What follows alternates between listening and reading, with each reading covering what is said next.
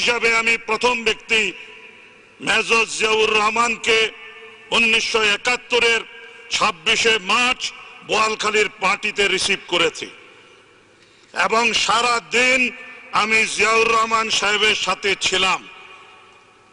প্রমাণ চান, এই সংসদের কাছে বলছি, you have to call colonel Oli, you have to call lieutenant general Mir Shawkat Ali, যারা আমরা একসাথে ছিলাম। আমি বরঞ্চ সংসদে প্রস্তাব দিচ্ছি, এই বাদানুবাদের দরকার নাই।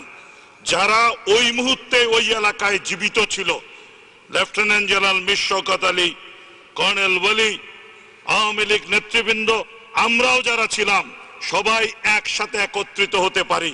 তখনই কিন্তু আলোচনা হবে ড্রামের উপরে দাঁড়িয়ে স্বাধীনতা হয়েছে না ড্রামের নিচে দাঁড়িয়ে স্বাধীনতা হয়েছে।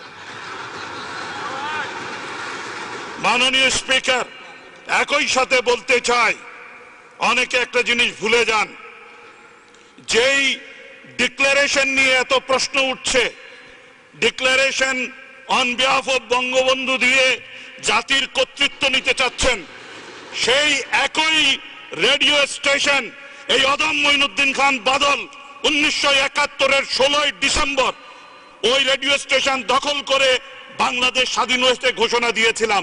এজন্য আমি জাতির চাচা হয়ে যেতে পারি না। এইখানে অনেকে ভুলে যাচ্ছেন mister speaker, Chattogram radio station 10 কিলোওয়াটের রেডিও স্টেশন। চট্টগ্রাম রেডিও স্টেশনের ভাষণ ফেনীও ভালো মতো শুনে না। ইতিহাসটা ঠিক মতো পড়তে হবে।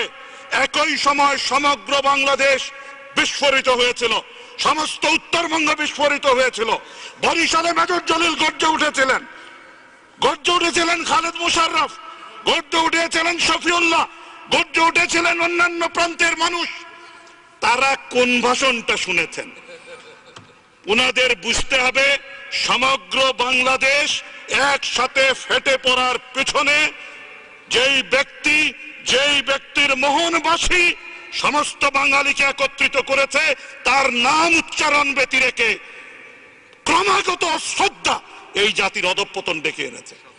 সেই কারণে বলতে চাই, আমি অন পয়েন্ট অফ অর্ডারে এই ইস্যু আনতে চাই না। ইফ দেয়ার ইজ টাইম, আমরাও সব কথা বলবো। বাড়াবাড়ি সহ্য বহুদিন করেছি। আপনাকে একটি কথা বলতে চাই, এই বিমানবন্দরের নাম কি? শাহ আমানত বিমানবন্দর ছিল। 26 তারিখ ঘোষণা করেছে হান্নান সাহেব, তার নামটা ছিল।